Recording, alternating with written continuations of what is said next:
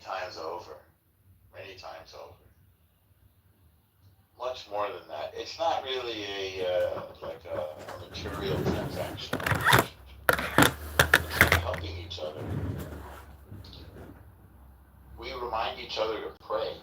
What do you think about Israelis prolonging this situation, and thus why where we're at now? I mean, why October 7th happened because Israel was playing this international cooperation game. If you look at the Israeli Defense League by Kahane or that guy, and you read it, it's not. I read like the bullet points in the book. It's not dramatic and it's not even extremist. It's about Jewish security and preventing death by terrorism.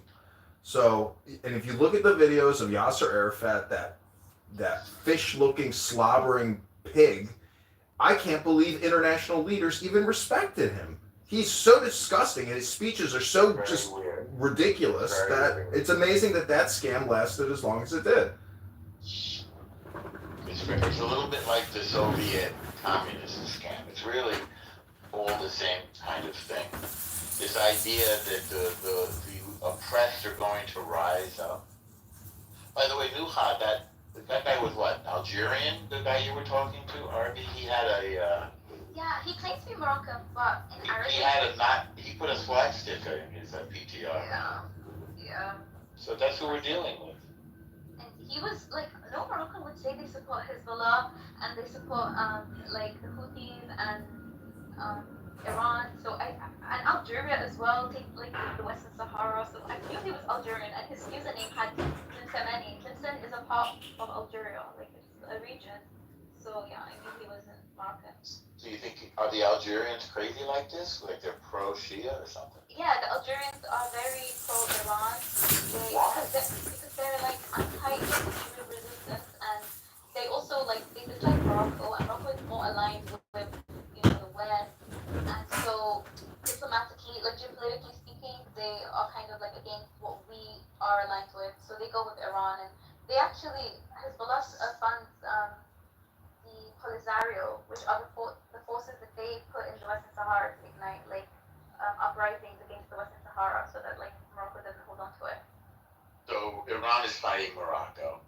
Yeah, and when the Iranian Revolution happened, our king back then, Hassan II, he was the first to takfir the Ayatollah, which is big. What does that mean? To takfir? Like to condemn him and to excommunicate him from Islam. I didn't know that was takfir.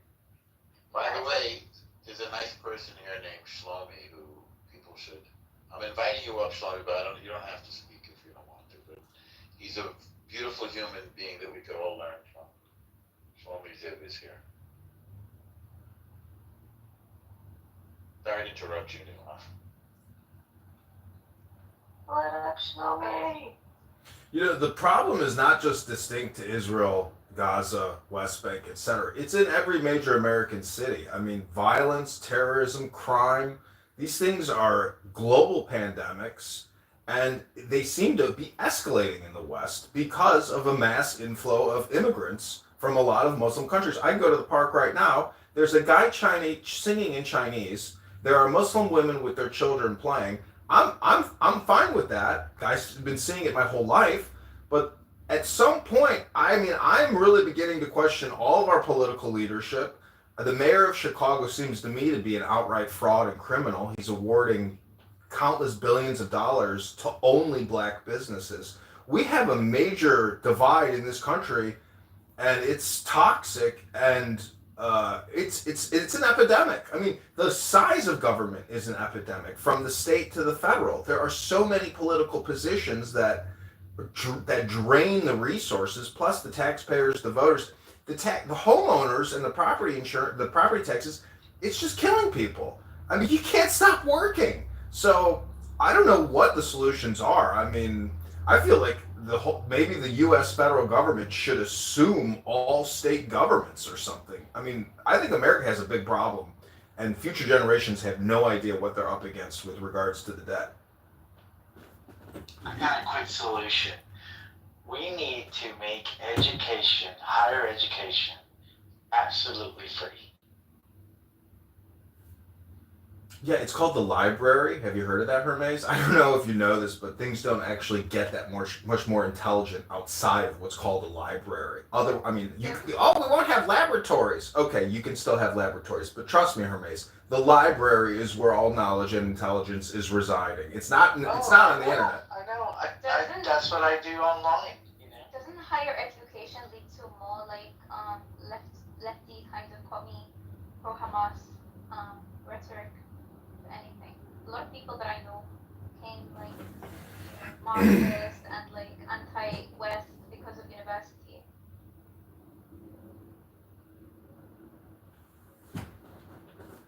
Yeah, I mean, Trump is doing away with Yeah, that. it's kind of dumb. Well, I mean, I really feel like, hey, if, I want to go to Princeton or Yale or Harvard, I should be able to do that, like, easily, if that's Yeah, what I want that's to a do. communistic, socialistic enterprise, what you're talking about. And they're already doing that. I mean, they all do DEI, affirmative action still, for the most part.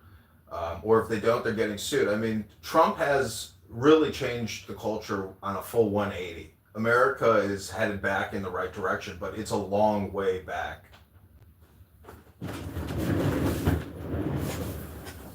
See, this is why I like comedian. You see, Nilhan? He's got his head screwed on right.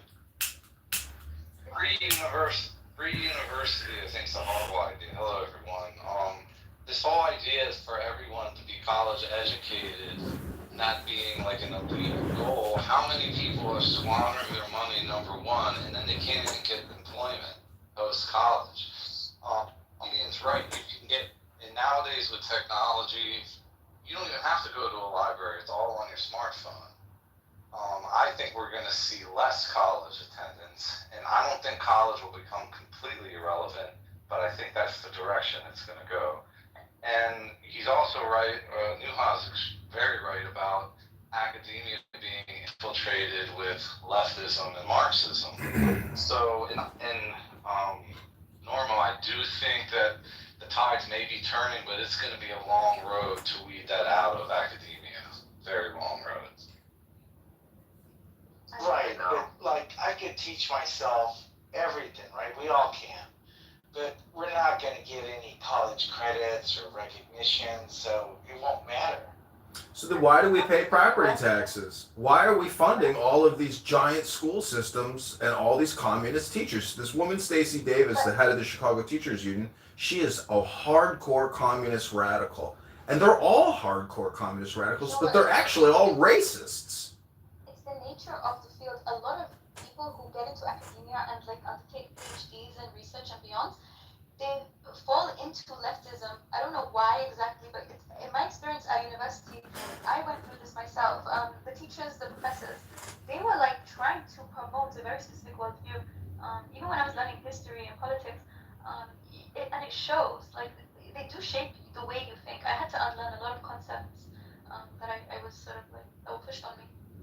Yeah, well, the Federal Reserve System is not a communist liberal organization.